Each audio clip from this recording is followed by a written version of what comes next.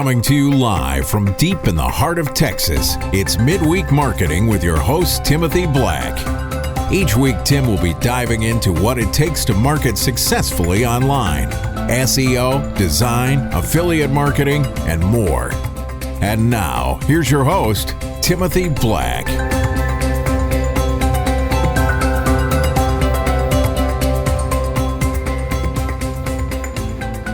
Hello and welcome to episode 14 of Midweek Marketing. This episode I continue my interview with Bruce at NewMedia. But first, if you've not done so yet, please go over to iTunes and subscribe to Midweek Marketing, or check us out on Stitcher or Google Play or whatever your favorite podcastery is. And be sure to head over to midweekmarketing.com and sign up for my little ebook on the couple hundred terms so you can catch up quickly and understand all this crazy language that the IM world talks about. And also check us out on Facebook too. And without further ado, here is part 2 of my interview with Bruce NewMedia. Who are you sending it to? You do that, and then the other things fall into place. Of course, the offer matters a lot. That's next, by the way. And the copy and how that's done, that's third. That's third. But first, tell me who you're sending it to. And that, by the way, isn't something I invented. That comes right from people like Halbert and John Carlton and others. Kennedy. Kennedy talks about it a lot. I got his newsletter for many, many years. He constantly goes over the idea that who are you putting this to? Exactly. If your market is wrong, he says market, message, and media. Market, message, and media. Yep, got to match. I'll just say that there are so many reasons to do this, and so few not to. But the romantic sound of free email does cause an awful lot of people to say, well, I'd rather send out emails. Exactly. I'm not opposed to emails, by the way. I'm just saying that if you drop me down, that classic headline from I forget, it was a real estate guy, but it's been borrowed many, many times. Drop me down in the middle of any city, dead broke, with only $100 in my pocket, and I will find a way to make money and have a running business in 30 days. I could tell you that if you did that to me, I'm going to take that money and I'm going to develop a super strong letter, highly personalized, and it's going to go just to the kind of clients that I want, that I think I'm the most able to handle. And if you say I've got to bet my entire life on that, that's what I'll do. That's what I'll bet it on. $100 will get you a bunch of mailings. I mean, that's at least 50 mailings. People don't understand that you've got to pay money. You've got to pay to get clients. You have to pay to acquire clients. And I mean, to me, the ROI is fantastic on that. What's $50 or $100 to mail out 20 or 30 or 50 letters? It's going to work every time, right? In my experience, again, if you pick the right kind of prospects, you're going to have the best chance. You'll have the best chance, and you won't have any better chance with anything else. I know a guy who had quite a bit of money to spend some years ago, and he wanted some advice from me. I actually did consult to him for a little bit. But he didn't want to do it the way I suggested at all. So, hey, it's free country. He went out, he spent thousands. He bought ads, display in business publications. And they were, I saw one of them. He sent me the first one, and when I criticized it, he never sent me another one. But he had all this stuff about himself. It was more like a resume, you know, and this beautiful picture of him in a suit and tie and all this kind of, it looked like an ad that a lawyer would run in a publication that you did it because it was the thing to do, right? No real expectation of getting calls, inquiries, clients, or anything. And he lost his shirt. I mean, this man lost a lot of money. Yep, it was all ego. I'm afraid. And I'm gonna tell you what, you give me that same money, man, I could have had that guy swimming in leads. Yep. But he didn't want to do that. So that brings me. That's an excellent point. Yeah. Well, I was going to ask you if you had advice, but you just kind of said the advice right there. You've got to follow people that are doing what works. I mean, and by the way, let me just say that the guys you learn copywriting from are like the kings of copywriting, Halbert and Carlton and Kennedy. I mean, those guys are masters. If I could do 10% of what they did, I'd be good. And I know you're a better writer than me. So anyway, that's cool stuff. And I'll just say this about your products too. Bruce sells products that you just can you take it and put in your own you really don't have to change much to them, do you? I mean, they're kind of ready to go. I mean, they're templated. I mean, the stuff that I bought that I've liked so much, you just kind of plug in your business name and direct it to a cosmetic dentist or whoever it's going out to, and it works gangbusters. So I had a woman recently who sent me a letter that she's Hispanic, and she just took the one letter, and I couldn't tell you which one it is. I have a lot of letters, but she took one of them. She had it translated the whole thing into Spanish, sent it out, and got her first client. Okay, wasn't a high price client. Paid her, I think, $250 or $295 for I'm going to say a mobile website. It might have been a regular website. I don't know, but she was beside herself. Let me tell you, she was excited as hell, and because she was worried that when you translate it to Spanish, it wouldn't come off the same. It wouldn't have it in another language. But I've also had a guy do this. Now that I think about it, I think it was Italian. Yeah, it was either Italian or French. Had this translated, and he had good results with it.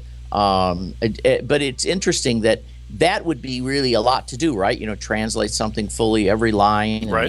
Have it read well. But for most people that are English speaking, there's very little you have to do. If you want to change it, and I've got somebody else who's been successful that recently contacted me, and what he does is pretty clever. He's got a pack, right? And I've got different copy in the main part of a lot of those sales letters. It's not like I give you a headline and the copy's the same every single time underneath, and I'm just changing headlines. There are reasons why I'll change the copy up. He takes and picks out individual paragraphs he likes from different letters and then combines them all. So he's doing a little more copying and pasting, right? But he's getting an entirely unique letter from this. And he sent me a couple examples to do with this, and he's good at it. I mean, he actually makes it flows really well. That's clever. Yet and I have to say, honestly, I never even thought of that. I never occurred to me that there's enough flexibility, module type style to these paragraphs. And I guess it's because I'm trying to write about points. I'm trying to say, this is an issue. My copy, part of the style is, I was always taught this: try to answer the objection before it's ever brought up. Exactly. So I'm looking for things that handle the most common things. Why wouldn't they call me? Well, they think I'm going to keep them on the phone a long time. Well, they think that I'm going to high pressure them. Well, they think that I don't know the local area. I couldn't possibly know their business. So each of those is a little short paragraph. It may be 2 sentences. But so, yes, a person can leave them almost exactly as they are, add their name, whatever, their contact information. But I do find there are people that get into editing them, and I think that's a good idea when they can do it. Yeah, if you're good at it. I would almost just leave it the way it is. It's already, I say most do. I'm sure most do. But, it's just like, I have to say, the hardest thing I worked at was copy. I am a guy who literally flunked English in high school and ended up graduating because they made me go back and take a class. I used to never talk about this. I was actually embarrassed.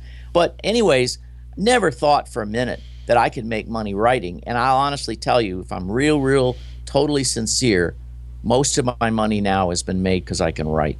And I taught myself from scratch. And I was such a bad writer, I can't even... to be fair would be to say you would have never wanted me to write anything for you. I couldn't write a burp. And what I did was I started with those books. And I'll give you, people that are interested in learning how to write better, I'll tell you a little secret that I did for some years. I talked less and wrote more. I started people that I was going to call up on the phone, right?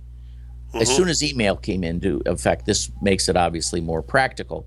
I would send emails, longer emails. I used to write to my sister when she was in a different city, and she'd say, "Why don't you call me so much?" I said, "I want to practice writing. I want to get better," because we always argue. So I thought, well, I can argue with her. I can argue with her in email, and maybe I can win an argument because I never won on the phone. Yeah, you go. Persuasive writing right there. Right, but I'm just saying is you'd be surprised if you write, and now I write every day. I write emails. Yeah. Every day I'm writing. I'm in the middle of 2 courses I'm writing right now. The best advice, I don't know, I'm sure some great writers have said this. You want to write, get better at writing? Write. Write all the time. Write every day. Exactly. I swear you will get better. I think you'll get better even if you had no training. And while I'm on the subject, a great person to learn email writing from, I have to give him credit, he's helped me a great deal, is a guy named Ben Settle. And if you've never gotten on his list, he's quite a character. I don't know him. Thanks. Yeah, I can just tell by your knowledge of this business. Ben, Ben Settle, Settle. Ben Settle is quite a character. Cool. And I admit to, trying to copy a little bit of his style. I can't be like him. He for a young guy, he's really a kind of a hard guy. Doesn't take any shit. But I'll tell you what, he's an excellent writer. Excellent. He's a marketing writer of the highest caliber. That's excellent. That's cool. I was just going to say, and today, just in fact today, you sent an email, and it got me thinking about all the services you can sell as a local marketer, and that was pretty handy. And you just kind of marry those two things, and maybe I can put, if you don't mind, I could take that and put it on my site and have people download it, or I'll just push them. Oh yeah, to your that's site. Fine. That's just things I collected, and I just added my own thoughts. And I thought, I bet there's people that actually think, well, you can only do 3 things or something. Right. It was a huge list of stuff. Exactly. Yeah, it's a pretty good list. And if you really spend some time, you could probably add 10 more things to it. Oh yeah. But those were the things that jumped out at me, and I think that I get emails a lot where people will say to me, outside of these 3 services, Bruce, what is there that I could actually sell? See, and so I'm usually, when someone says something to me, I'm usually filing it away to think, well, I should answer that. Maybe there's other people that, are curious about it. Yeah, it's cool. Yeah. I was just thinking, if you marry those list of services with your templates, you say, you find your right niche. Some people have some money to spend. You can fix, you always have to fix the pain. If one of your things today was reputation management, that's always a big issue for service industry people. Yep. Maybe, cosmetic, people with high dollar products or services, that's a good one to target too. I mean, you just got to send out the letters, and I think you get responses.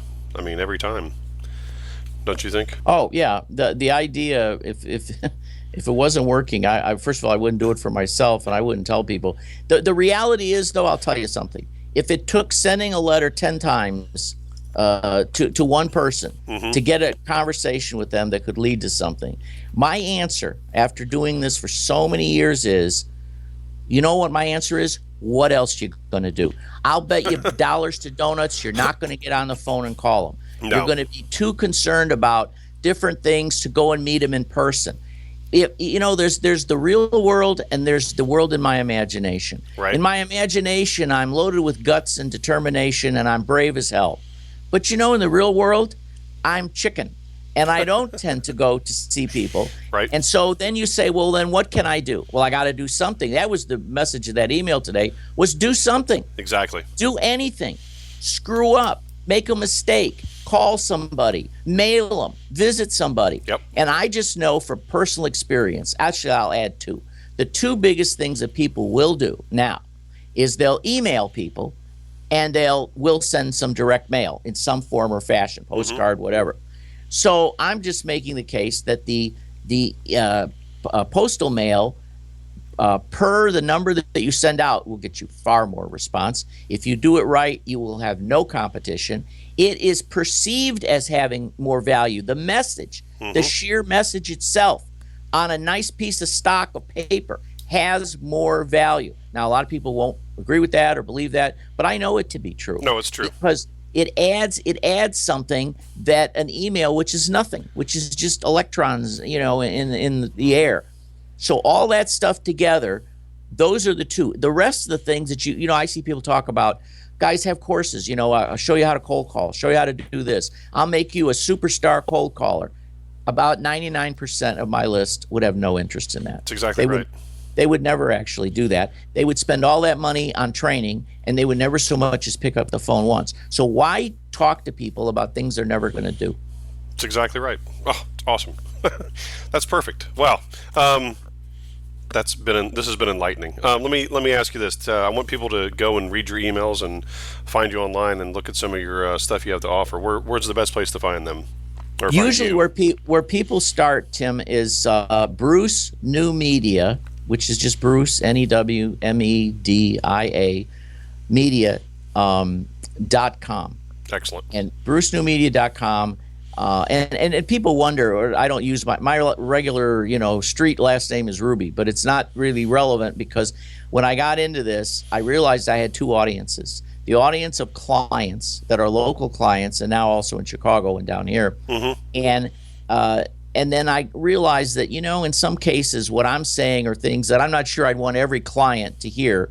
The way I teach or talk to people who are buying my products and materials. It's two different audiences, right. Obviously. They have different, and I realized online how easy it is for people to just start Googling your name, and it seemed to me it was better to establish, like you said, sort of a writer's name for my work online. I rarely get anybody ever ask me. I can honestly say in all the years I've had, I think 2 people ask me, and one was another marketer, and I could care what that person thinks. That's funny. But the one was an actual wanted, online and said, well, what's your real name?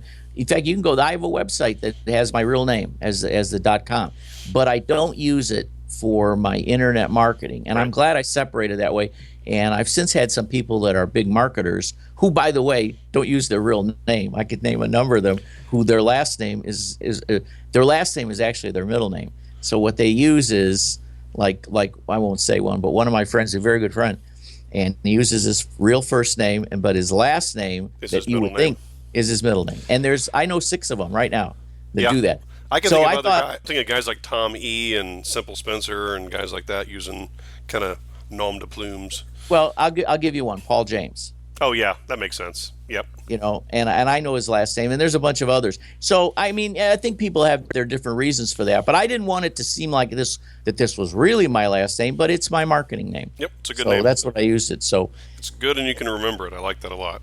So I'm going to put a link to your site on Midweek Marketing, and I'll maybe put a download that PDF on my site too, if you want. Or I think that's fine. You go right ahead. Well, I appreciate it. Well, man, I again thank you for your time and joining me here. It's been great. So be sure to go over to midweekmarketing.com and look for this episode with Bruce NewMedia and check out the show notes. And be sure to go over to Bruce's site and sign up for his email list. I think you're going to learn a lot about stuff you didn't even know existed. Like people, they'll push back on postal or direct mail and postcards and all that stuff, but it's highly, highly effective. So head over to Midweek Marketing. Find us on Facebook at facebook.com/Midweek Marketing. And we'll see you next time. Thanks for tuning in to Midweek Marketing. Come back every Tuesday and Thursday for new episodes. And be sure to subscribe at iTunes and sign up at midweekmarketing.com to get exclusive content and tips. And check us out at facebook.com/midweekmarketing.